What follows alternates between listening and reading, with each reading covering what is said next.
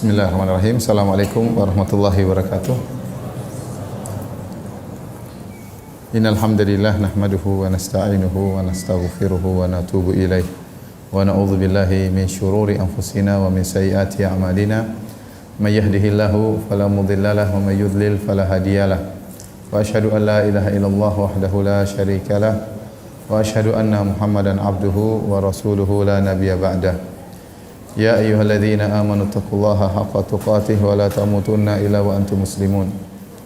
Ya ayyuhan nasu taqu rabbakumul ladzi khalaqakum min nafsin wahidah wa khalaqa minha zawjaha wa batha minhuma rijalan katsiran wa nisaa'a wattaqullaha alladzi tasaaluna bihi wal arham innallaha kana 'alaikum raqiba. Ya ayyuhalladzina amanu taqullaha wa qulu qawlan sadida yuslih lakum a'malakum wa yaghfir lakum dhunubakum. Wa may yuti'illaha wa rasulahu faqad faza fawzan 'azima amma ba'd fa inna asdaqal hadithi kitabullah wa khairal huda huda Muhammadin sallallahu alaihi wasallam wa syarrul umuri muhdatsatuha wa kullu muhdatsatin bid'ah wa kullu bid'atin dhalalah wa kullu dhalalatin finnar. Hadirin dan hadirat yang dirahmati oleh Allah Subhanahu wa taala, alhamdulillah pada kesempatan pagi hari ini kita dipertemukan kembali dalam rangka mempelajari Kitab Tauhid yang dikarang oleh Syekh Al-Imam Muhammad bin Abdul Wahhab rahimahullahu taala. Dan kita masih pada bab yang pertama. Ini adalah pertemuan yang ketiga. Kita masih di bab yang pertama dan kita masuk pada dalil yang ke-6 halaman 37. Dalil ke-6 halaman 37 yang menjelaskan tentang pentingnya tauhid. Di mana Ibnu Mas'ud radhiyallahu anhu berkata, sebagian riwayat oleh Tirmidzi, Ibnu Majah dan Ibnu Abi Hatim, kata Ibnu Mas'ud, man arada an yanzura ila wasiyati Muhammadin sallallahu alaihi wasallam allati 'alaiha khatamuhu falyaqra qawlahu ta'ala qul ta'alu atlu ma harrama rabbukum 'alaikum alla tusyriku bihi syai'a ila qawlihi wa anna hadha sirati mustaqima. Kata beliau, barang siapa yang ingin melihat kepada wasiat Nabi Muhammad sallallahu alaihi wasallam yang di situ ada stempel cincinnya, maka hendaknya dia membaca firman Allah Subhanahu wa taala, qul ta'alu, kemarilah, katakanlah wahai Muhammad, kemarilah, atlu ma harrama rabbukum alaikum, aku akan bacakan kepada kalian apa yang Rabb kalian haramkan bagi kalian, yaitu alla tusyriku bihi syai'a, janganlah kalian berbuat syirik sama sekali kepada Allah Subhanahu wa taala, hingga firman-Nya wa anna hadza sirati mustaqima, dan bahwasanya inilah jalanku yang lurus. Hadirin hadirat yang dirahmati Allah Subhanahu wa taala, kita ketahui bahwasanya Rasulullah SAW meninggal dalam kondisi tidak mewasiatkan apapun. Ya, beliau tidak menulis wasiat apapun. Ya. Tidak sebagaimana persangkaan orang-orang Syiah yang mengatakan Rasulullah SAW meninggal dalam kondisi berwasiat untuk menjadikan Ali bin Abi Thalib sebagai khalifah setelah wafatnya Nabi SAW. Tapi ini semua adalah kedustaan. Tidak pernah ada wasiat demikian. Ya. Oleh karenanya kalau seandainya Rasulullah SAW berwasiat agar Ali menjadi khalifah, tentunya para sahabat tidak terjadi khilaf siapa yang akan menjadi khalifah setelah wafatnya Nabi. Tetapi kenyataannya waktu Rasulullah SAW meninggal dunia terjadi khilaf siapa yang menjadi khalifah. Bahkan sampai-sampai pengkuburan Nabi SAW ditunda, ya, ditunda beberapa hari dikarenakan masalah ini. Karena masalah siapa yang menjadi pemimpin sangat penting. Karena segala urusan dibangun di balik siapa yang memerintahkan. Oleh karena sampai kaum Muhajirin, kaum Ansar sampai terpecah dua waktu itu. Sampai kaum Muhajirin mengatakan dari kami amir, kaum Ansar mengatakan dari kami amir, dari Ansar, dan Muhajirin juga ada amirnya. Setelah mereka berdialog, berdebat sampai akhirnya mereka sepakat yang menjadi amir atau menjadi khalifah adalah Abu Bakar radhiyallahu taala anhu. Dan seandainya kalau Rasulullah SAW pernah berwasiat kepada sahabat yang menjadi khalifah adalah Ali, tentunya akan ada yang protes. Namun tidak ada satupun riwayat ada sahabat yang protes mengingatkan kepada yang lainnya, tidakkah kalian ingat bahwasanya yang harus menjadi khalifah adalah Ali bin Abi Thalib? Namun tidak ada yang pernah protes. Dan selama pemerintahan Abu Bakar, Ali bin Abi Thalib pun tidak pernah mengingatkan wasiat tersebut kalau memang ada. Kemudian pemerintahan Umar 20 tahunan pun Ali bin Abi Thalib tidak pernah mengingatkan tentang adanya wasiat tersebut. Demikian juga waktu pemerintahan Utsman. Ali juga tidak pernah mewasiatkan kalau ada wasiat saya diwasiatkan jadi khalifah setelah meninggalnya Nabi. Jadi ini hanyalah khurafat dan khayalan orang-orang Syiah ya, yang menyatakan bahwasanya Rasulullah SAW meninggalkan wasiat bahwasanya yang menjadi khalifah adalah Ali bin Abi Thalib. Ini kedustaan. Kata mereka waktu Rasulullah SAW pulang dari Haji Wada, kemudian di suatu daerah namanya Ghadir Khum, ya, maka Rasulullah SAW berbicara kepada para sahabat, kalau saya meninggal yang menjadi pemimpin adalah Ali bin Abi Thalib. Ya. Padahal yang hadir itu ribuan sahabat. Makanya mereka menjadikan hari Idul Ghadir, ya, Ghadir Khum dijadikan sebagai hari raya. Antum pernah dengar kan hari raya apa? Ghadir, ya. Ghadir Khum, ya. Itu hari raya yang paling utama lebih daripada Idul Fitri dan Idul Adha. Karena hari raya tersebut mengingatkan bahwasanya Nabi mewasiatkan kepada para sahabat yang menjadi khalifah siapa? Ali bin Abi Thalib. Ini hanyalah kedustaan, omong kosong, kedustaan. Masa di antara ribuan sahabat tersebut tidak ada satu orang pun yang ingat waktu terjadi khilaf di antara para sahabat siapa yang jadi pemimpin sehingga ribut antara Muhajirin dan Ansar. Masa ribuan orang sahabat kemudian sepakat bohong tatkala itu? Ini omong kosong. Harusnya ada satu yang ingatkan, kan Nabi pernah mewasiatkan. Ali pun tidak pernah ungkit-ungkit masalah itu. Berarti ini hanyalah hayalannya orang-orang apa? Orang Syiah. Orang Syiah memang agamanya dibangun di atas kedustaan. Dibangun di atas kedustaan. Baik. Jadi Nabi SAW tidak pernah berwasiat. Terus bagaimana perkataan dengan Ibnu Mas'ud? Perkataan Ibnu Mas'ud yang mengatakan man arada an yanzura ila wasiyati Muhammadin allati 'alaiha khatamuhu. Barang siapa yang ingin melihat kepada wasiat Muhammad yang ada stempel cincinnya, ya, yang ada stempel apa? Cincinnya. Kita tahu Rasulullah SAW menggunakan cincin. Rasulullah SAW menggunakan cincin untuk menstempel surat-suratnya. Dahulu Rasulullah SAW berdakwah ke raja-raja kafir, raja Romawi, raja Persia, raja Mesir. Rasulullah SAW tulis surat kepada mereka. Namun disebutkan kepada Nabi bahwasanya menurut kode etik internasional surat itu harus resmi. Dan di antara resmi itu harus ada apa? Stempelnya. Maka Rasulullah SAW akhirnya menggunakan cincin untuk stempel resmi surat yang beliau kirim. Dan ini dalil bahwasanya kalau kita mengikuti aturan internasional dan itu perkara duniawi dan ada manfaatnya, maka tidak mengapa, tidak dikatakan tasyabbuh, tidak dikatakan tasyabbuh. Tasyabbuh itu pada perkara yang tidak ada manfaatnya, ya. Oleh karenanya di antara ayat la masjidun usisa ala taqwa min awwali yaumin ahaqqu an taquma fihi rijalun yuhibbuna an yatatahharu wallahu yuhibbul mutahhirin. Kata Allah Subhanahu wa taala, la takum fihi abadan. Janganlah engkau salat wahai Muhammad di Masjid Dirar. Ya, nanti kita akan sampai ini pada pembahasan ke-11, bab ke-11. Sekarang masih bab pertama, ya. Nanti bab 11 kita akan bahas tentang Masjid Dirar. Jangan kau salat di Masjid Dirar wahai Muhammad. La masjidun usisa ala taqwa. Sungguhnya masjid yang dibangun di atas ketakwaan pertama kali itu Masjid Quba, ahaqqu an taquma fihi. Lebih utama untuk kau salat di masjid tersebut. Fihi rijalun yuhibbuna an yatatahharu. Di situ ada lelaki yang suka untuk bersuci. Allah yuhibbul mutahhirin. Allah cinta kepada orang-orang yang bersuci. Disebutkan bahwasanya ditanya, kenapa Allah muji kalian? Mereka suka bersuci, beristinja dengan air. Kata mereka, kami memiliki tetangga dari orang-orang Yahudi, mereka suka beristinja dengan apa? Dengan air. Maka kami ikuti mereka. Jadi ada sebagian kaum Ansar yang mengikuti orang-orang Yahudi beristinja menggunakan apa? Air. Jadi maksud saya, tasyabbuh itu yang dilarang, meniru orang kafir pada ciri khas mereka yang tidak ada manfaatnya. Tapi kalau ada manfaatnya tidak mengapa. Ya, contohnya Nabi SAW menggunakan cincin untuk stempel surat karena di dunia internasional di zaman tersebut surat harus apa? Resmi. Dan ini juga dipahami oleh Ibnu Mas'ud. Ibnu Mas'ud mengatakan, man arada an yanzura ila wasiyati Muhammad alati 'alaiha khatamuhu. Barang siapa yang ingin melihat kepada surat wasiat Nabi Muhammad SAW yang ada stempel cincinnya, yang sudah distempel oleh Nabi resmi, maka hendaknya dia baca firman Allah Subhanahu wa taala. Padahal tadi kita jelaskan Nabi tidak berwasiat. Terus maksudnya apa kata Ibnu Mas'ud? Ibnu Mas'ud adalah sahabat senior. Termasuk dari sahabat-sahabat pertama yang masuk Islam, yang disiksa oleh orang-orang kafir Quraisy. Yang Rasulullah SAW memuji Ibnu Mas'ud dalam banyak hadisnya. Sampai Rasulullah SAW mengatakan, man arada an yaqra al-Qur'an ghaddan tariyan kama unzil falyaqra bi qiraati Ibnu Ummi Abd atau kama qala Nabi sallallahu alaihi wasallam. Barang siapa ingin baca Al-Qur'an sebagaimana baru turun dari langit, masih segar Al-Qur'an tersebut, maka bacalah seperti bacaannya Ibnu Mas'ud. Seperti bacaan siapa? Ibnu Mas'ud. Jadi dia adalah alim, kemudian Ibnu Mas'ud ini yang kemudian pergi ke Irak dan kemudian menyebarkan Islam di daerah Irak ya. Jadi dia termasuk kibar sahabat, termasuk sahabat-sahabat yang senior. Ada sahabat senior, ada sahabat junior ya. Di antara sahabat senior adalah Ibnu Mas'ud.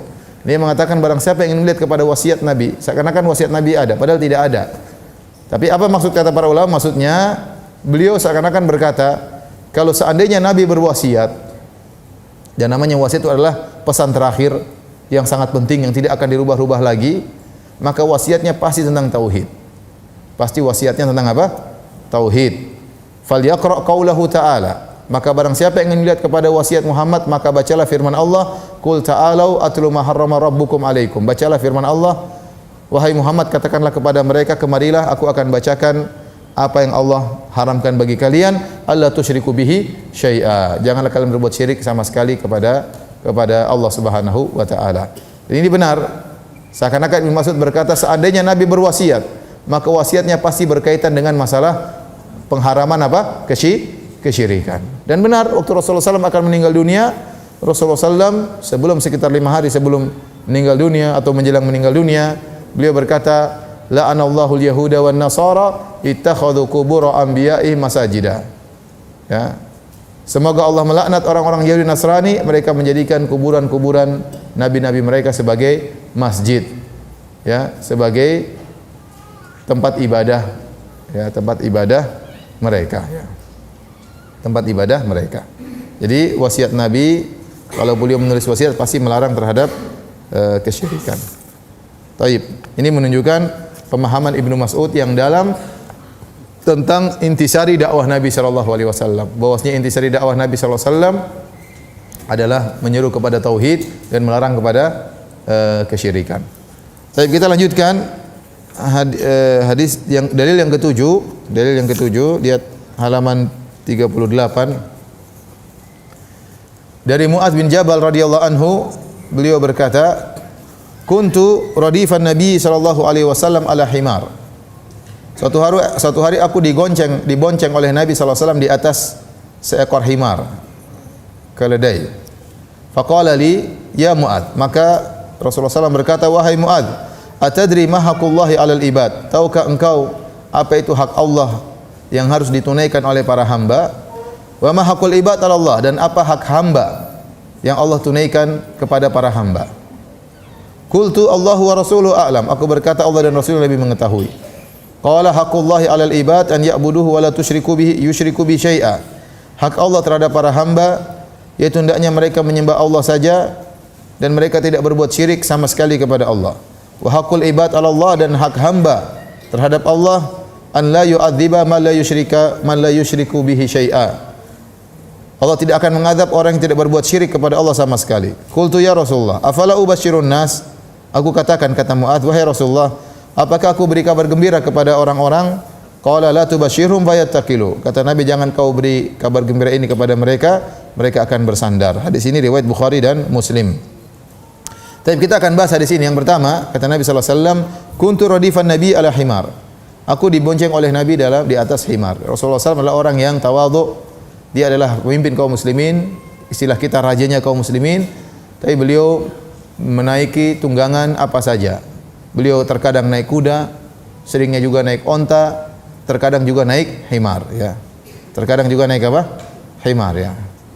Terkadang ya naik tunggangan yang mewah, tunggangan paling mewah tatkala itu adalah kuda, ya. Kemudian tunggangan yang wajar adalah apa? Onta, yang agak rendah dikit apa? Himar, ya. Terkadang naik Alphard, seringnya naik Innova, terkadang naik apa? Gojek. Jadi Rasulullah SAW naik apa saja jadi Rasulullah SAW tidak harus naik tunggangan yang paling mewah, tidak harus naik apa namanya kuda, ya. Kalau jadi ustadz naik apa saja, ya. Kadang naik Alphard, kadang naik apa Lexus, ya. terkadang naik apa namanya? Macam-macam lah ya. Tapi mobil orang semuanya. Makanya kalau ingin naik mobil ganti-ganti jadi ustadz ya. Baik. Kita lanjutkan ya. Jadi Rasulullah SAW tawadhu, rendah diri sampai beliau naik himar. Ini kendaraan yang artinya sangat rendahan, tetapi ditunggangi oleh Nabi sallallahu alaihi wasallam. Kemudian di antara tawadhu Nabi sallallahu alaihi wasallam, Nabi juga membonceng para sahabat, terutama sahabat-sahabat yang muda. Mu'adz kala itu masih muda.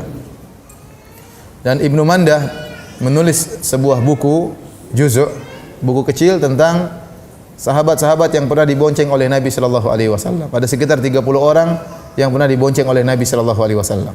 Di antaranya Mu'adz bin Jabal, di antaranya Usamah bin Zaid, Rasulullah SAW bonceng tatkala haji. Rasulullah juga tatkala haji bonceng Fadl bin Abbas, ponakan beliau ya. Rasulullah SAW pernah bonceng juga apa namanya Hasan dan Husain ya. Anak-anaknya Ja'far bin Abi Thalib ya. Ada sekitar 30 sahabat yang pernah dibonceng oleh Nabi SAW. Ini suatu kebanggaan bagi mereka dibonceng oleh Rasulullah sallallahu alaihi wasallam ya. Kemudian ini juga dalil bahwasanya himar ya, himar para ulama ijma sepakat bahwasanya kotorannya dan kencingnya adalah najis. Dan himar hukumnya haram, tidak boleh dimakan dengan ijma para ulama. Himar ada dua. Ada namanya himar wahsy, ada namanya himar ahli. Himar wahsy yaitu zebra. Kalau himar wahsy itu himar keledai yang liar, itu zebra, itu halal hukumnya. Tetapi himar yang ahli, himar keledai negeri, dongki ya, itu hukumnya haram. Dahulunya halal, dahulunya para sahabat makan himar, tetapi pada waktu perang Khaybar diharamkan himar tersebut ya. Tatkala Rasulullah SAW sedang bersama para sahabat perang Khaybar melawan orang-orang Yahudi, dan itu perang yang paling dahsyat, perlu waktu yang sangat lama karena benteng-benteng orang Yahudi terkumpul di Khaybar. Ada 9 benteng. Sehingga Rasulullah SAW dan para sahabat harus menjatuhkan benteng tersebut satu demi satu. Sehingga mereka kehabisan bekal, kelaparan. Musim dingin dan kelaparan. Akhirnya mereka nyembelih himar-himar mereka. Disembelih himar-himar tersebut dalam kondisi mereka lapar. Kemudian setelah disembelih, dipotong himar-himar tersebut, kemudian dimasak di atas dalam tungku, dimasak. Tatkala sudah masak, tinggal siap disantap, tiba-tiba datang larangan, ala inna al-humur al-ahliyah qad hurrimat. Ketahuilah bahwasanya keledai-keledai negeri telah diharamkan. Akhirnya para sahabat tumpahkan tungku-tungku yang sudah masak tersebut padahal mereka dalam kondisi lapar. Yang mengherankan, diharamkannya tatkala sudah masak ya. Jadi bukan sebelum dipotong ya. Jadi ini ujian bagi para sahabat. Allah tidak mengharamkan kecuali setelah apa? Dimasak ya. Dan mereka beriman, mereka patuh, langsung mereka tumpahkan apa? Himar-himar tersebut. Seandainya diharamkan sebelum dipotong kan lebih enak. Himarnya bisa dimanfaatkan, bisa ditunggangi lagi. Tetapi tidak. Allah haramkan tatkala mereka kelaparan, tatkala musim dingin. Kemudian tatkala sudah dipotong himarnya, sudah masak tinggal disantap, tahu-tahu apa? Haram. Ingin melihat bagaimana kepatuhan para sahabat. Ternyata para sahabat patuh. Dan mereka taat kepada Rasulullah SAW, maka himar-himar tersebut dibuang. Jadilah himar-himar tersebut menjadi haram. Lihatlah bagaimana himar yang tadinya halal kemudian jadi apa? Haram. Terserah Allah. Allah mengharamkan, Allah menghalalkan, urusan Allah Subhanahu wa taala. Ada yang protes, "Ustaz, kenapa? Emang mudaratnya di mana?" Ya, kita bilang kita juga enggak tahu. Tadinya halal, mudaratnya di mana kok jadi halal? Kok sekarang jadi apa? Haram. Urusan Allah Subhanahu wa taala. Nanti kalau ketemu Allah tanya sendiri ya. Saya pun tidak tahu dari mana sisinya apa? Haram. Pernah dihalalkan kemudian diharamkan oleh Allah Subhanahu wa taala. Oleh karenanya himar dengan sepakat para ulama dagingnya haram, kemudian kotorannya najis. Tetapi dia boleh ditunggangi. Dia boleh ditunggangi. Sehingga kata para ulama keringatnya tidak najis. Keringatnya tidak najis. Liurnya juga tidak najis ya. Dan ada hewan yang mirip seperti ini, seperti hewan kucing. Kucing itu buas ya. Dia nangkap tikus dengan taringnya ya. Kata Nabi sallallahu alaihi wasallam, "Kullu dzinabin minas siba." Rasulullah SAW mengharamkan seluruh binatang buas ya yang memiliki taring, dan kucing demikian, dia menangkap tikus, menangkap ayam dengan apa? dengan taringnya. Dia buas, tapi subhanallah sama manusia dia baik ya. Saya nggak bayangkan kalau kucing itu sangar sama manusia itu mengerikan ya. Tapi subhanallah kucing itu apa? Baik sama manusia ya. Tetapi dia buas ya. Dia buas. Sebenarnya dia hukumnya haram. Dia hukumnya haram. Tetapi waktu Rasulullah SAW ditanya tentang bekas minum kucing, apakah airnya ternajisi atau tidak?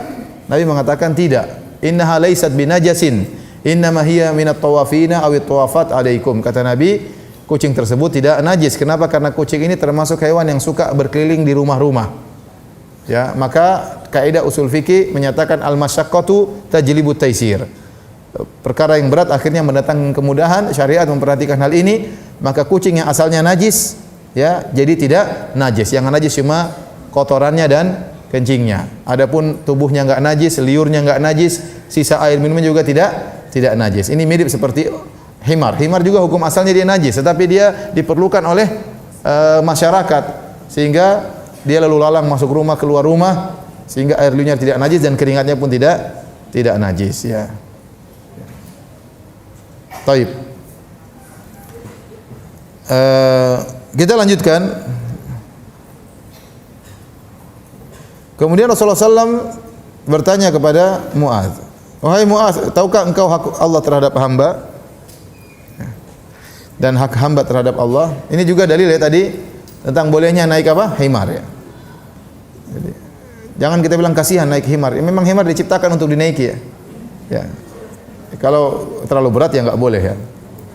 Kalau satu orang, dua orang dan himarnya kuat nggak jadi masalah ya. Nggak jadi masalah. Himar ini hewan yang sangat patuh ya. Oleh karenanya banyak dahulu orang Arab dinamakan dengan himar. Dinamakan himar kenapa? Karena dia kuat dalam bekerja, sabar disuruh-suruh ya. Sehingga namakan apa? Himar. Tapi antum jangan dipanggil apa? Himar ya. Sampai sekarang himar jadi bahan makian. Kalau ada orang goblok dipanggil apa? Himar. Himar itu artinya apa? Goblok ya. Tapi ya tapi sebagian orang Arab dahulu menamakan anak-anak mereka dengan nama-nama hewan ya. Himar, tapi maksud mereka tujuannya ditinjau dari sisi baiknya, sisi sabarnya. Mereka juga menamakan anak mereka dengan kilab, anjing. Dari siapa? Dari sisi setianya. Karena anjing itu setia sama tuannya. Sampai ada buku judulnya Tafdilul Kilab ala katsirin min labisas thiyab. Pengutamaan anjing daripada kebanyakan orang-orang yang pakai jubah ya. Kenapa? Karena banyak orang pakai jubah berkhianat, kalau anjing tidak berkhianat ya. Dari sisi itu dinamakan. Mereka namakan anak mereka juga dengan singa, dengan macan ya. Seperti Fahad. Fahad itu Raja Fahad. Fahad artinya apa? Macan ya. Artinya macan ya. Kalau Indonesia ada presiden namanya macan, orang ketawa ya. Tapi kalau di Arab Fahad itu nama kejantanan ya. Dan banyak orang menamakan anak mereka dengan apa? Fahad. Jadi itulah kenapa kita dapati sebagian orang-orang Arab menamakan anak-anak mereka dengan nama-nama hewan ditinjau dari sisi baik yang ada pada hewan-hewan tersebut. Sekedar penambahan maklumat ya. Taib, maka Rasulullah SAW berkata, ya Mu'adz, atadri ma haqqullah 'alal ibad? Tahukah engkau hak Allah terhadap para hamba, wa ma haqqul ibad 'ala Allah, dan apa hak hamba terhadap Allah? Qultu Allah wa Rasulullah alam. Kata Mu'adz, Allah dan Rasulnya lebih mengetahui. Jadi kalau kita ditanya tentang suatu masalah agama, kita bilang aja Allah wa Rasuluhu apa? A'lam. Kalau kita enggak tahu, jangan sok tahu. Jangan pernah sok tahu ya. Karena sebagian orang sok tahu. Ya. Dan itu bahaya, penyakit sok tahu itu. Ingin nimbrung, ingin punya partisipasi dalam jawaban padahal dia tidak tahu. Kalau tidak tahu udah diam aja, jangan sok tahu ya. Oleh karenanya sering saya alami, saya lagi duduk, ada yang tanya-tanya, Ustaz apa hukum-hukum ini? Nanti ada orang bahlul-bahlul yang jawab, oh hukumnya haram, Ustaznya belum jawab, mereka sudah jawab di luar. Ente jadi, yang Ustaz saya apa ente gitu, cuma saya nggak bilang gitu ya. Cuma mereka subhanallah ada yang semangat, mungkin semangatnya ya sudahlah, pertama ente hormati ustaz yang ditanya, bukan ente yang ditanya ya. Kedua, jangan mendahului apa? Ustaz. Nanti kalau ustaz salah atau apa ente kasih masukan enggak apa-apa ya. Tapi ustaz ditanya kemudian pada nyeletuk. Kadang-kadang diamin aja, itu sudah dijawab katanya. Jadi serahkanlah perkara kepada ahlinya ya. Kalau kita pun tahu ya enggak usah jawab. Kalau ada orang lebih alim daripada kita enggak usah jawab. Ya. Lihat Ibnu Umar radhiyallahu taala anhuma, tatkala ditanya oleh Nabi SAW tentang suatu teka-teki dalam Sahih Bukhari, kata Nabi SAW, Inna minas syajari lama barakatuhu ka barakatil muslim. Fahadithuni ma huwa. Sungguhnya di antara pohon-pohon ada suatu pohon yang berkahnya seperti berkahnya seorang muslim. Sampaikanlah kepadaku pohon apakah itu. Rasulullah SAW berkata teka-teki waktu itu. Kata Ibnu Umar, fa dhahaba nasu ila syajaril bawadi. Orang-orang berfikir yang dimaksud oleh Nabi adalah pohon-pohon yang ada di lembah-lembah, karena teka-teki biasanya susah kan. Lalu Rasulullah SAW sedang makan jantung korma waktu itu. Kata Ibnu Umar, fa waqa'a fi nafsi annaha nakhlah. Dalam hatiku saya tahu yang dimaksud oleh Nabi adalah pohon korma. Fa idza ana asgharul qaum. Tiba-tiba saya lihat saya orang yang paling muda di antara yang hadir. Wa Abu Bakrin wa Umar thamma wa lam yatakallama. Dan ada Abu Bakar, ada Umar di situ dan mereka berdua tidak ngomong. Saya enggak enak. Ada bapakku dan senior situ, ada Abu Bakar, ada siapa? Umar, dan mereka berdua tidak berbicara. Maka saya tidak enak, akhirnya saya tidak berbicara. Ya. Akhirnya tidak ada yang jawab. Rasulullah SAW kasih tahu itu adalah pohon apa? Pohon korma. Ya. Akhirnya setelah itu Ibnu Umar cerita sama bapaknya, ayahanda tadi sebenarnya saya tahu jawabannya, tapi saya malu. Kata Umar, kenapa kau tidak bilang saja? Ya, Umar ingin senang kalau anaknya menyampaikan apa? Ilmu. Ya, tapi maksud saya, lihatlah adabnya Ibnu Umar. Tatkala yang senior tidak bicara, Abu Bakar dan Umar tidak berbicara, ya, di hadapan Nabi sallallahu alaihi wasallam, maka dia tidak berbicara. Maka kita pun demikian, kalau ada orang alim lebih alim daripada kita, ya enggak usah. Kalau ustaz ditanya biar ustaz aja yang jawab ya. Jangan semua jadi ustaz ya. Jangan semua jadi apa? Ustaz. Karena ada orang hobi yang itu, hobi suka jawab ya. Dan itu sangat nampak di Facebook. Kalau komentar semua jadi ustaz itu. Begitu ceramah bingung, belepotan ya. Enggak bisa ngomong ya. Ustadznya ustadz kopas ya. Jadi maksud saya kalau tidak tahu bilang aja tidak tahu ya, tidak usah. Kalaupun tahu lihat kondisi, tidak setiap yang tahu kita jawab. Kalau ada yang lebih tahu kita hormati yang lebih tahu ya.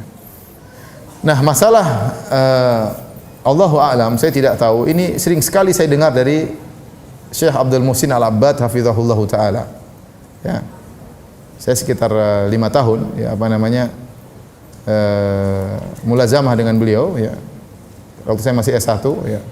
S2 sudah jarang ya. S3 juga jarang.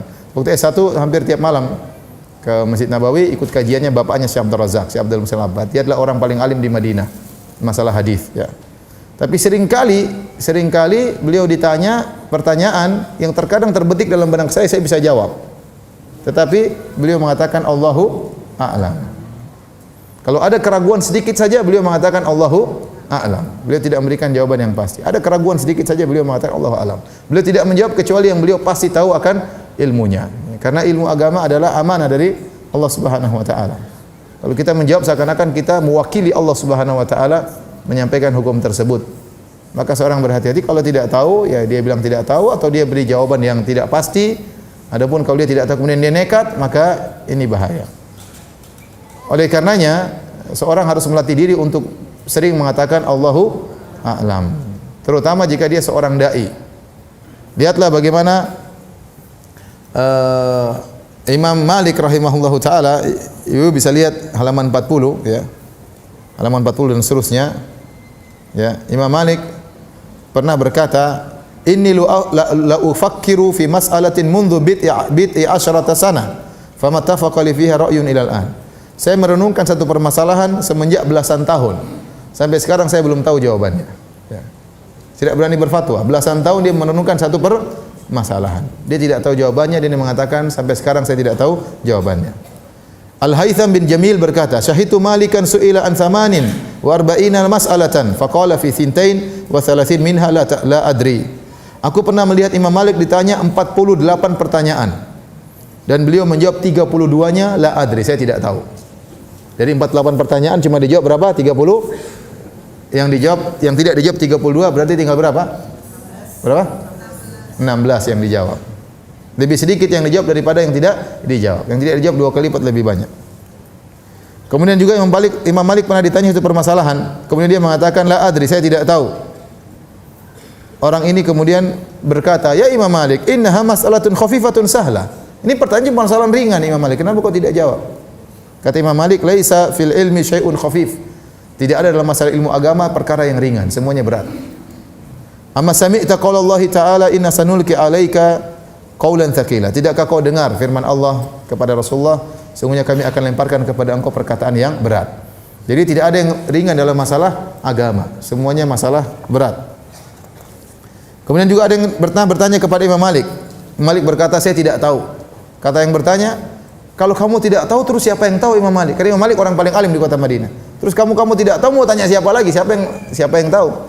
Kata Imam Malik, ya, kalau kalian tidak tahu apa saya harus tahu? Jadi kadang ustaz terjebak, ustaz kalau ustaz tidak tahu terus siapa lagi? Ya sudah kalau gitu ustaz nekat aja jawab.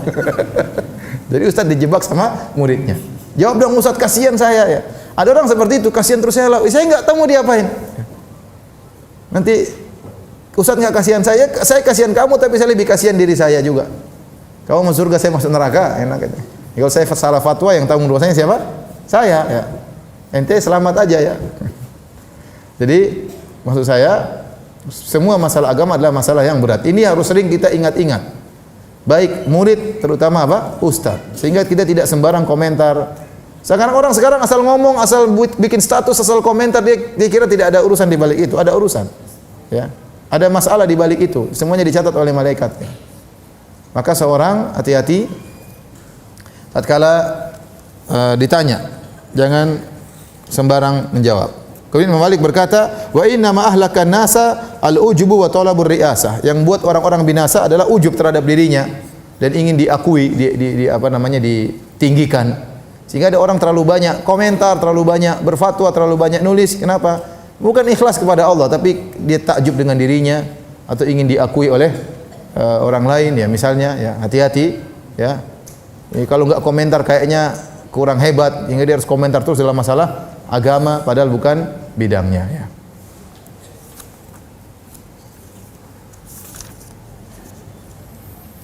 Taib. Kita lanjutkan. Di sini kata Nabi SAW, tahukah engkau hak hamba terhadap Allah dan hak Allah terhadap hamba? Sekarang hamba punya hak terhadap Allah. Seakan-akan ada kewajiban yang harus Allah tunaikan kepada para hamba. Tentunya tidak ada yang bisa mewajibkan kepada Allah. Tapi kata para ulama, Allah mewajibkan kepada dirinya sendiri. Dan terkadang Allah mengharamkan sesuatu, Allah mewajibkan dirinya, seperti Allah mengharamkan kezaliman. Kata Allah Subhanahu wa taala, ya ibadi inni haramtu dzulma ala nafsi. Wahai hamba-hambaku, aku mengharamkan kezaliman bagi diriku. Kezaliman mudah bagi Allah. Kalau manusia saja berbuat zalim gampang, apalagi Allah Subhanahu wa taala. Tapi haram, zalim itu enggak mungkin dilakukan oleh Allah. Makanya Allah mengharamkan dirinya untuk berbuat apa? Zalim. Ya. Kemudian Allah mewajibkan dirinya, kata dalam Al-Quran, wa kataba ala nafsihi rahmah. Allah mewajibkan pada dirinya untuk rahmat kepada hamba-hambanya. Allah mewajibkan dirinya. Ya, jadi tidak ada yang mewajibkan sesuatu kepada Allah, tapi dengan karunia Allah, dengan baiknya Allah, dengan rahmatnya Allah, Allah mewajibkan dirinya. Kalau ada hambanya yang tidak berbuat syirik sama sekali, Allah tidak akan azab. Allah tidak akan azab. Dan ini keutamaan tauhid. Barang siapa yang bertemu dengan Allah tidak berbuat syirik sama sekali, dia tidak akan diadab oleh Allah Subhanahu wa taala. Maka Rasulullah SAW jelaskan, hakullah alal ibad, hak Allah terhadap para hamba, an ya'budu wa la yusyriku bi syai'a. Para hamba harus beribadah hanya kepada Allah dan tidak boleh berbuat syirik sama sekali. Wa hakul ibad ala Allah, dan hak hamba terhadap Allah, alla yu'adziba ma la yusyriku bihi syai'a. Allah tidak akan mengadab orang yang berbuat syirik sama sekali. Waktu mendengar kabar dari Nabi, maka Mu'adz bertanya, ya Rasulullah, afala ubashirun nas? Ya Rasulullah, bolehkah aku sampaikan kabar gembira ini kepada orang-orang? Bahwasanya di antara hak hamba, yaitu Allah mewajibkan dirinya untuk tidak mengadab orang yang berbuat syirik, yang tidak berbuat syirik sama sekali. Artinya orang tidak berbuat syirik pasti selamat dari azab. Kata Nabi, la tubashirhum fayattaqilu.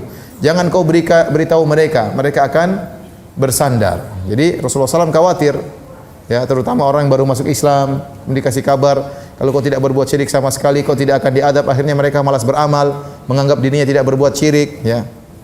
Makanya kata Rasulullah SAW, jangan kau sampaikan kepada mereka. Tetapi Mu'adz tatkala akan meninggal dunia, dia menyampaikan hadis ini. Dia menyampaikan hadis ini karena dia takut berdosa. Kata Al-Imam Al-Bukhari dalam riwayatnya, wa akhbaro biha Mu'adzun inda mautihi ta'assuman. Harusnya tidak boleh dikabarkan oleh Mu'adz, tapi tatkala akan meninggal dunia, Mu'adz menyampaikan, meriwayatkan hadis ini. Dia takut berdosa, menyembunyikan apa? Dosa menyembunyikan ilmu. Dan dia berharap hadis ini akan sampai kepada orang-orang yang sudah paham, ya. Karena kalau orang salah paham, nanti dia akhirnya tidak beramal. Seperti seorang yang kemudian menyampaikan hadis, ya, barang siapa mengucapkan la ilaha illallah masuk surga. Barang siapa mengucapkan la ilaha illallah masuk surga. Akhirnya orang salah paham. Yang penting dia sudah la ilaha illallah. Ya. Akhirnya menggampang-gampangkan maksiat, ya. Yang penting tidak syirik, ya. Ya. Akhirnya seorang salah paham, utang enggak bayar-bayar. Ente enggak bayar utang, yang penting saya tidak berbuat syirik, ya. Dia berbuat syirik, utang bayar, ya. Orang sebenarnya ada salah paham, bohongin orang, yang penting tidak berbuat apa? Syirik. Nanti lama-lama berzina, yang penting bukan apa? Syirik. Ini salah, padahal syirik dosa besar, juga zina juga dosa besar, mengancam pada neraka, tidak bayar utang juga dosa, bisa menjerumuskan orang dalam neraka jahanam, ya. Jadi hadis ini jangan sampai disalah pahami, bukan menyuruh orang untuk bergampangan berbuat apa? Maksiat. Taib. Kita selesai dari bab yang pertama. Tapi kita bacakan pelajaran penting terkandung dalam bab ini. Ya. Ada berapa pelajaran? 1, 2, 10, 24. Yang pertama, hikmah diciptakan jin dan manusia oleh Allah. Apa hikmahnya? Ibu-ibu? Untuk menyembah Allah, ya. Ibadah adalah hakikat tauhid, sebab pertentangan yang terjadi antara Rasulullah dan kaumnya adalah dalam masalah tauhid ini. Ini yang penting. Pertentangan, kata Syekh Muhammad Abdul Wahab rahimahullahu taala, pertentangan yang terjadi antara Rasulullah dan kaumnya adalah dalam masalah tauhid al-ibadah. Makanya, ya, Allah berfirman, apa namanya? Wa laqad ba'atsna fi kulli ummatin rasulan an ibudullaha wajtanibut taghut. Sungguh kami telah mengutus setiap umat, kepada setiap umat seorang rasul yang mengatakan sembahlah Allah dan jauhilah apa? Taghut. Jauhilah taghut, ya.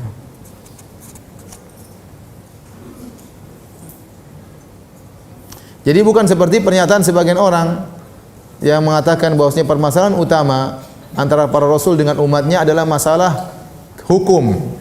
Ini kesalahan. Ini nanti akan kita sampaikan pada bab kelima kalau tidak salah.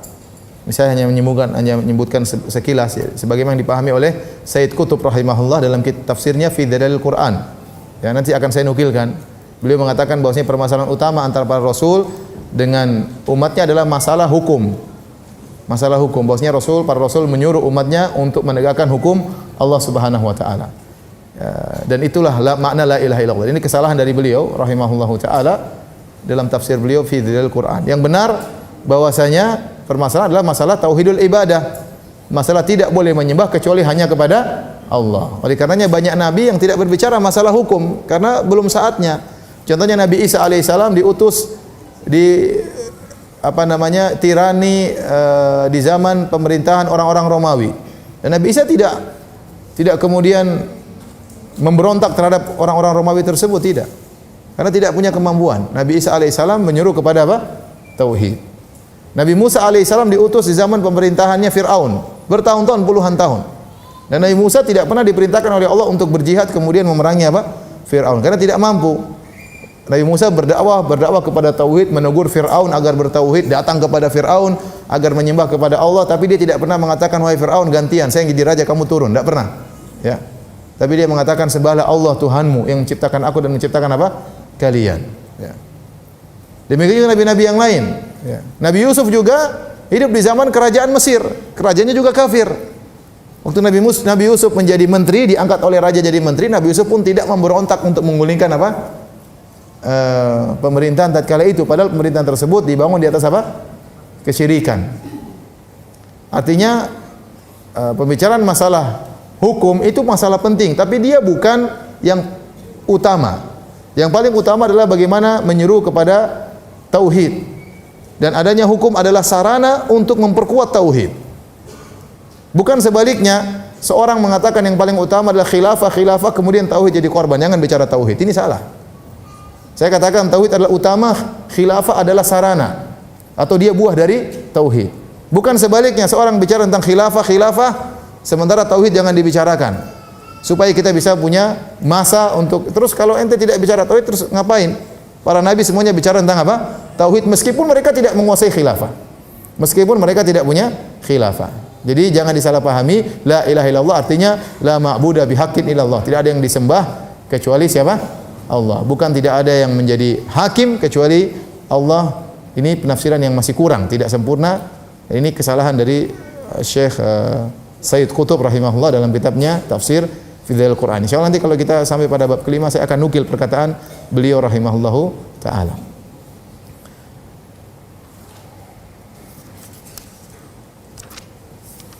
Kemudian lihat halaman 44 poin ke-8. Pengertian togut bersifat umum, mencakup semua yang diagungkan selain Allah. Jadi togut itu semua yang diagungkan, yang disembah selain Allah Subhanahu wa taala. Semua yang disembah selain Allah Subhanahu wa taala. Maka togut itu bermacam-macam. Di antaranya iblis togut, ya. Di antaranya orang-orang yang menyuruh untuk disembah seperti para para ruhban, ya, para pendeta-pendeta, rahib-rahib yang disembah oleh kaumnya. Dia mengharamkan apa yang diharamkan diikuti padahal hukumnya halal. Dia menghalalkan apa yang diharamkan harusnya haram dihalalkan sama dia, kemudian umatnya mengikutinya. Ini juga tagut. Contohnya tagutlah para dukun yang menyuruh kepada syaitan. Tagut juga para dukun juga adalah tagut, ya. Kemudian seluruh yang menyuruh untuk disembah dan dia ridha. Jadi pengertian tagut menurut Ibnu Qayyim rahimahullah adalah kullu ma ubida min dunillah wa huwa radin. Seluruh yang disembah selain Allah dan dia ridha. Ada syaratnya, harus dia ridha, karena banyak yang disembah selain Allah namun dia tidak ridha. Seperti para nabi disembah, Nabi Muhammad SAW disembah, Nabi Isa disembah, orang-orang soleh di zaman Nabi Nuh juga disembah, namun mereka tidak ridha, mereka bukan tagut. Meskipun mereka dijadikan tagut oleh umatnya, tapi mereka bukan tagut karena mereka tidak ridha disembah. Ada orang yang ridha disembah, ya. Ada orang yang ridha disembah, ya. Senang kalau ada orang yang mengagung-agungkannya. Sebagaimana sebagian saya lihat orang-orang sufi sampai muridnya sujud di hadapan dia, ya ini tagut seperti ini, tagut. Di antara makna tagut kata para ulama yaitu seorang yang berhukum dengan hukum selain Allah Subhanahu wa taala sampai pada derajat kekufuran. Ya, ini adalah tagut, ya. Ini adalah tagut, ya. Nah, sebagian orang salah paham, mereka membatasi makna tagut hanya pada pemerintah. Kata mereka pemerintah adalah tagut, ya. Semua yang berhukum dengan selain hukum Allah maka kafir. Ini tidak benar. Tidak semua yang berhukum dengan selain hukum Allah maka otomatis menjadi kafir, ya. Ya. Tidak otomatis menjadi kafir, ya. Kenapa? Ya, karena hukum asal berhukum dengan selain hukum Allah adalah kufrun duna kufrin, kufur asghar. Dan ini ijma' para ahli tafsir. Saya katakan ijma' para ahli tafsir karena memang dalam semua buku tafsir tatkala menjelaskan tentang wa man lam yahkum bima anzalallah fa ulaika humul kafirun, barang siapa yang berhukum dengan selain hukum Allah adalah orang-orang kafir, maka semuanya pasti menyebutkan riwayat dari Ibnu Abbas. Ibnu Abbas mengatakan kufrun duna kufrin. Laisa kama tadhhabuna ilaihi. Kufur di sini bukan seperti yang kalian persangkakan, tetapi kufur ini adalah kufur asghar, kufur kecil. Bukan merupakan kufur akbar. Jadi seorang tidak boleh sengaja berhukum dengan hukum selain Allah dan dia ternyata bisa berhukum dengan hukum Allah tapi dia menyengajakan diri untuk berhukum dengan selain hukum Allah, ya, meskipun dia tahu tidak boleh maka dia terjumus dalam kufur kecil. Kapan seorang menjadi kafir akbar? Tatkala dia beranggapan bahwasanya hukum selain hukum Allah sama saja dengan hukum Allah atau lebih baik daripada hukum Allah, ataupun boleh kita dengan hukum Allah yang tidak, ini halal, ini semuanya tidak mengapa, maka ini sampai pada derajat kekufuran. Dia mengganti hukum Allah dengan hukum selain Allah Subhanahu wa taala. Tapi kenyataannya ada orang-orang yang tidak bisa berhukum dengan hukum Allah karena kondisinya tidak memungkinkan. Contoh disebutkan oleh Ibnu Taimiyah adalah Najasyi. Raja Najasyi adalah seorang musyrik Nasrani. Raja Najasyi seorang musyrik Nasrani. Waktu para sahabat di Mekah diintimidasi, disiksa oleh orang-orang kafir Quraisy, maka Rasulullah SAW menyuruh para sahabat untuk berhijrah ke kerajaan Raja Najasyi di Habasyah. Maka berangkatlah para sahabat ke negeri Nasrani. Padahal itu negeri apa? Nasrani. Tetapi dia adil, kata Nabi SAW. Meskipun dia negara kafir, tetapi dia lebih ringan daripada Mekah. Mekah negara kafir tapi membunuh orang-orang para sahabat. Seandainya mereka tidak membunuh para sahabat, maka Nabi tidak menyuruh para sahabat untuk berhijrah ke negeri Habasyah. Kemudian hijrah pertama, hijrah kedua pergi juga ke Najasyi. Hijrah ketiga baru ke kota Madinah.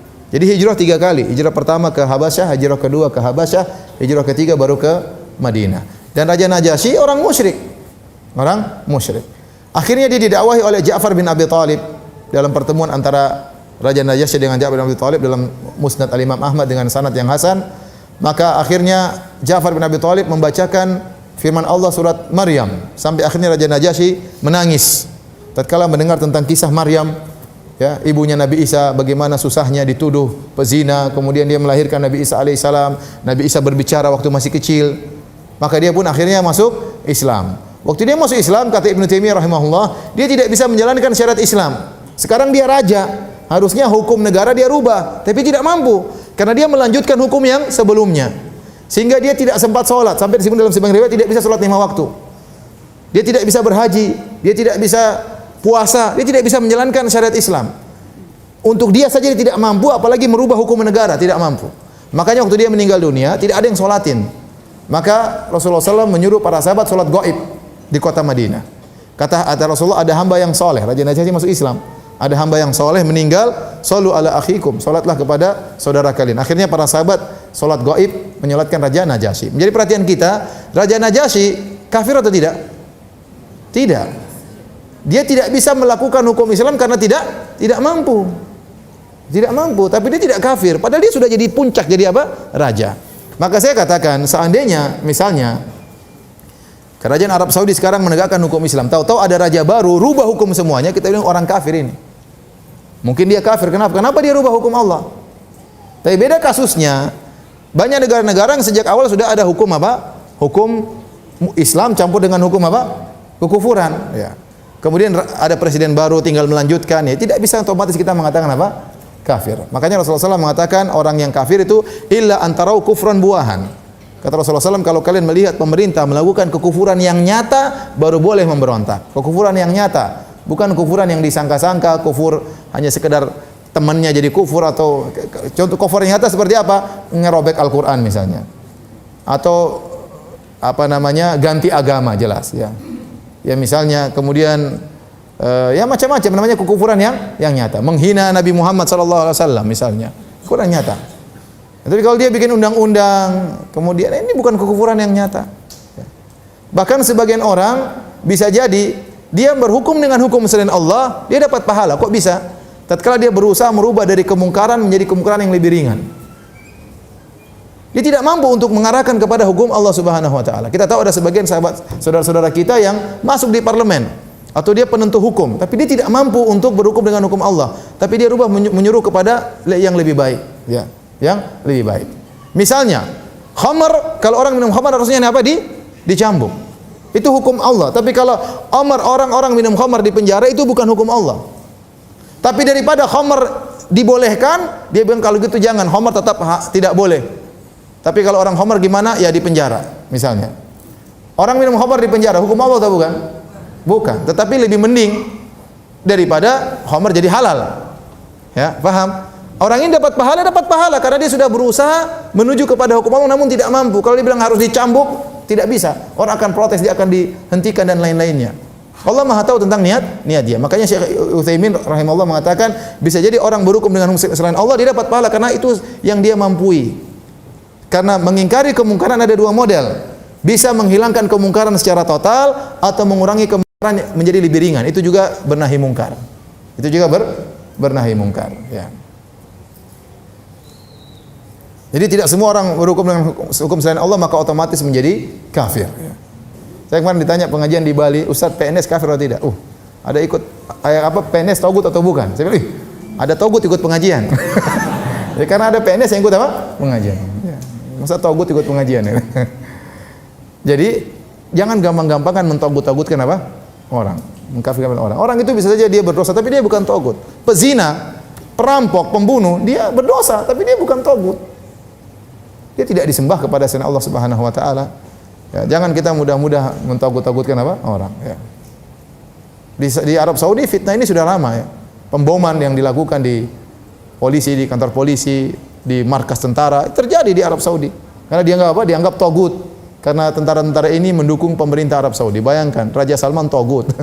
Raja Salman togut apalagi apalagi yang lainnya. Kalau Raja Salman, dan ada orang seperti itu. Ya. Pemahaman takfirin itu ada di mana-mana sampai di tanah air kita juga. Jadi saya ingatkan togut itu maknanya luas, ya. Sebagian orang hanya membatasi togut hanya pemerintah. Pemerintah harus jadi tagut. Semua yang dukung pemerintah jadi apa? Tagut. Ini tidak benar ya. Tidak benar. Kita bilang hukum-hukum yang bukan selain hukum Allah salah ya. Salah. Kita menyeru kepada pemerintah untuk berusaha menyeru kepada hukum apa? Hukum Islam. Tapi kondisinya tidak semudah yang kita bayangkan. Perubahan perlahan-lahan ya. Makanya Nabi Yusuf alaihissalam waktu masuk dalam kerajaan Mesir, Nabi Yusuf jadi menteri waktu itu. Rajanya musyrik. Rajanya musyrik. Makanya begitu Nabi Yusuf meninggal dunia, langsung Bani Israel dijadikan budak. Waktu Nabi Yusuf masih hidup, Bani Israel dihormati oleh sang raja karena mereka tahu kedudukan Nabi Yusuf alaihissalam. Makanya Nabi waktu orang mukmin dari keluarga Firaun yang masuk Islam di zaman Nabi Musa, dia berkata, "Wa laqad ja'akum Yusufu min qablu bil bayyinati famaziltum fi syakki mimma ja'akum bih hatta idza halaka qultum lan yab'atsallahu ba'di rasula." Kata orang Firaun, mukmin Firaun, dia masuk Islam tapi dia enggak berani menampakkan Islamnya. Bayangkan, dia tidak berani berhukum dengan hukum Allah.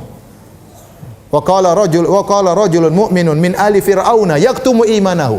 Kata Allah, berkatalah seorang lelaki mukmin dari keluarga Firaun, dia sembunyikan imannya. Tidak berani dia menampakkan imannya. Kalau dia nampakkan imannya dibunuh oleh siapa? Firaun. Dia tidak berani menampakkan salatnya. Dia tidak berani. Apa kita bilang kafir? Tidak kafir. Allah mengatakan dia mukmin. Kenapa? Kondisinya tidak memungkinkan. Ya. Tidak memungkinkan. Ya. Jadi tidak semua orang yang tidak berhukum hukum Allah kemudian kita katakan apa? Otomatis kafir. Ya. Kata dia, "Walaqad ja'akum Yusufu min qablu bil bayyinat." Sungguh Yusuf telah datang kepada kalian wahai orang-orang Mesir sebelumnya dengan dalil-dalil yang nyata. Famaziltum fi syakki mimma ja'akum bih. Sementara kalian sejak dahulu ragu dengan apa yang dibawa. Ya, kalian tidak beriman. Sampai sekarang kalian tidak beriman. Jadi memang Nabi Yusuf waktu dia jadi menteri, rajanya tidak beriman. Yang beriman cuma Bani Israel. Nabi Yusuf sudah masuk, kalau bahasa kita sudah masuk di parlemen, namun dia tidak bisa merubah apa? Semua hukum. Dia tidak bisa merubah semua hukum. Apa kita mengenai Nabi Yusuf kafir, tidak berusaha merubah, kok ikut. Kalau kita pakai pengkafiran MLM, Nabi Yusuf kafir atau tidak? Kafir. Jadi orang sekarang mudah-mudah kafir enggak gampang ya. Apa kata Syekh Muhammad Abdul Wahab rahimahullahu taala? Mereka menuduh saya mengkafirkan orang-orang. Bagaimana saya mengkafirkan orang-orang? Sementara orang yang beribadah di kuburan Ahmad Al-Badawi, saya tidak kafir karena dia tidak tahu, tidak ada yang mengingatkan dia. Jadi kalau kita bicara tentang kesyirikan, kita sampaikan ini kesyirikan, ini kufuran. Tapi masalah mengkafirkan tidak mudah maksud saya. Tidak mudah kita mengkafirkan orang lain. Contoh Imam Ahmad rahimahullahu taala hidup di zaman Khalifah Ma'mun. Khalifah Ma'mun itu berhukum dengan hukum selain Allah. Bahkan masalah akidah, dia menyuruh orang untuk menyatakan Al-Quran itu makhluk. Dipaksa, kalau tidak ada berani mengatakan Al-Quran itu bukan makhluk, dibunuh sama dia. Ya. Jadi kalau ada pemerintah suruh kita berzina, ya harus berzina. Ini lebih parah, bukan cuma berzina. Kalau berzina bukan kekufuran. Rakyatnya disuruh mengatakan Al-Quran itu apa? Makhluk. Dan ini kekufuran. Ijma ulama. Man qala anal Qur'ana makhluk fa huwa kafir. Barang siapa mengatakan Al-Quran itu makhluk, maka dia apa? Kafir. Jadi dia menyuruh rakyatnya untuk mengatakan Al-Quran itu makhluk. Kalau ada yang mengatakan bukan makhluk, dibunuh. Ya. Akhirnya banyak ulama yang akhirnya bertauriah. Akhirnya mengatakan Al-Quran itu makhluk, terpaksa kalau enggak dibunuh. Imam Ahmad enggak mau. Imam Ahmad disiksa. Sampai dicambuk sampai dagingnya lepas dan macam-macamnya. Oleh Imam Ahmad rahimahullahu taala. Tapi Imam Ahmad tidak pernah mengkafirkan Al-Ma'mun. Imam Ahmad tidak mengkafirkan siapa? Sang raja, karena dia tahu raja ini banyak syubhatnya. Paham? Tidak dikafirkan. Ya. Mau saya tidak gampang kita mengkafirkan apa? Orang. Ya. Seorang kalau sudah masuk Islam dengan la ilaha illallah, tidak mudah kita keluarkan kecuali dengan sesuatu yang sangat-sangat jelas dan tegas. Ya. Kalau masih ragu-ragu, maka hukum asalnya dia seorang Muslim. Jadi ada kaidah al-yakin la yazulu bisyak, keyakinan tidak bisa dihilangkan dengan keraguan. Nah, seorang waktu mengucapkan la ilaha illallah, orang itu salat, puasa, apalagi haji, dia orang muslim yang kita yakin. Tidak boleh kita keluarkan dari Islam menuju kekufuran kecuali dengan keyakinan pula. Contohnya dia mencela agama, contohnya dia menginjak Al-Qur'an, contohnya dia merubah agamanya, baru kita bilang dia kafir. Selama masih ragu, maka tidak bisa kita kafirkan dia. Bisa jadi terjerumus dalam kesyirikan tapi banyak syubhat di sekitar dia. Tadi kata Imam Muhammad Abdul Wahab, kita tidak mengkafirkan orang yang beribadah di kuburan Ahmad Badawi, kuburan orang soleh, karena kejahilannya dan tidak ada orang yang peringatkannya. Bagaimana kita mengkafirkan semua orang? Taib.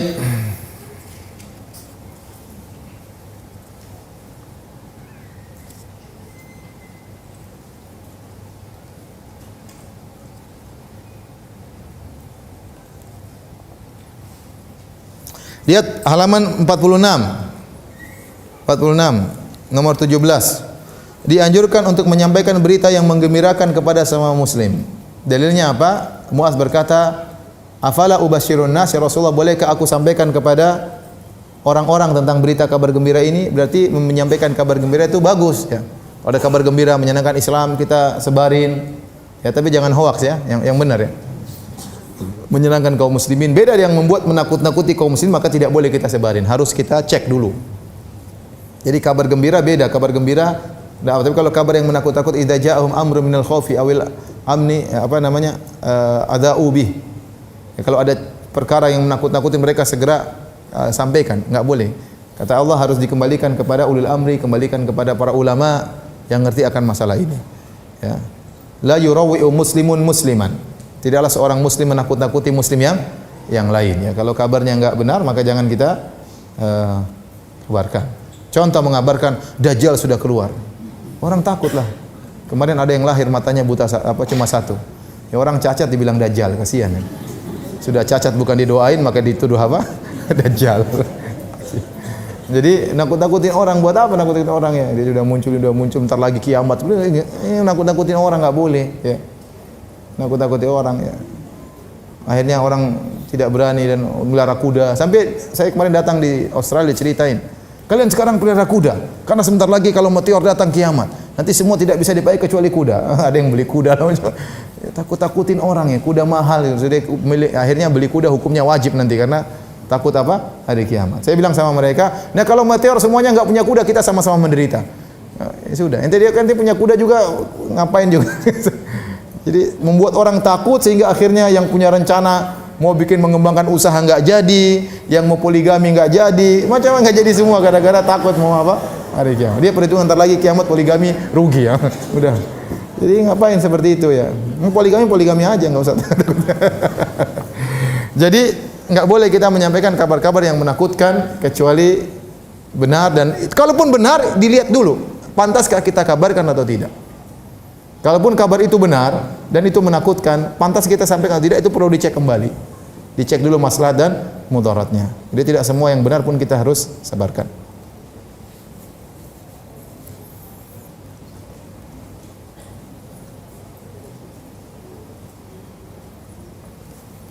Nomor 22, boleh membonceng seorang di atas binatang jika memang binatang itu kuat. Tadi sudah saya katakan, memang hewan diciptakan untuk ditunggangi ya. Kasihan enggak, memang dia diciptakan untuk itu. Ya, kalau ente kasihan ente jangan makan hewan kalau gitu. Disembelih kasihan enggak? Ya, kasihan ya. Ya udah, ya jadi ini memang diciptakan oleh Allah untuk apa? Untuk kita. Tapi jangan dizalimi, jangan dizalimi. Ya, sebagian saya pernah tahun 2000 saya pernah naik andong di Lombok ya. Naik andong berapa orang, dokar apa andong ya, intinya itu. Kuda. Subhanallah, kudanya enggak kuat, dipukulin sama apa? Sama ininya, sampai saya enggak tega, saya mau turun aja kan. Kasihan dipukulin terus, dia enggak mau jalan, mungkin kasihan. Ini zalim kalau sudah seperti ini. Ya, enggak boleh. Enggak boleh menzalimi hewan. Baik, demikian saja kajian kita. Hadirin hadirat yang rahmatillah subhanahu wa taala, kurang lebihnya saya mohon maaf. Insyaallah kita bersua lagi di kesempatan yang lain. Kita mengkafaratul majlis, subhanakallahumma bihamdik asyhadu an la ilaha illa anta astaghfiruka wa atubu ilaik. Assalamualaikum warahmatullahi wabarakatuh.